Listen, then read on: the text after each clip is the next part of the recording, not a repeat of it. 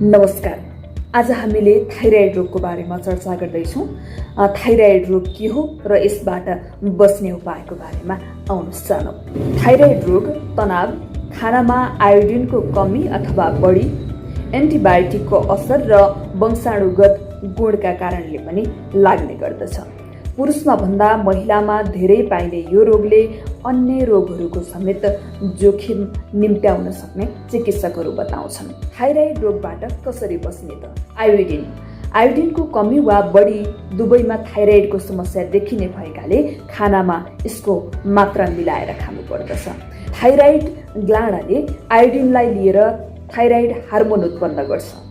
त्यसैले हाइपोथाइराइड भएमा आयोडिनयुक्त खाना कम खानुपर्दछ। सीफुड, आयोडिनयुक्त नुनमा पूर्ण रूपमा नियन्त्रण लिनु आवश्यक छ यदि हामीलाई थाइराइड देखिहाल्यो भने। कफी थाइराइड भएका बिरामीहरूको लागि पीडादायक पेय पदार्थ हो। यसले दुखाइ बढाउने काम गर्छ।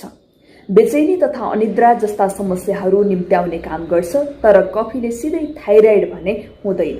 मासु थाइराइड हुनेहरूको लागि मासु घातक हुन्छ। रातो मासुले कोलेस्ट्रोल र फ्याट धेरै हुने भएकाले यसले तौल बढाउने काम गर्छ, जसका कारण समस्या जटिल बन्न सक्छ।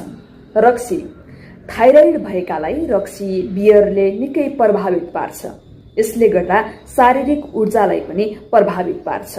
यसका कारण थाइराइड भएका मानिसको निद्रामा पनि समस्या बढ्छ। वनस्पतिको घिउलाई हाइड्रोजनसँग मिलाएर बनाइन्छ। यसले राम्रो कोलेस्ट्रोललाई नाश गर्छ र नराम्रोलाई बढाइदिन्छ, जसले थाइराइडबाट उत्पन्न हुने समस्या उत्पन्न गर्छ, यसलाई बढाइदिन्छ। यस्तो घिउ बजारमा भएका होटल आदिमा व्यापक मात्रामा प्रयोग गरिएको हुन्छ।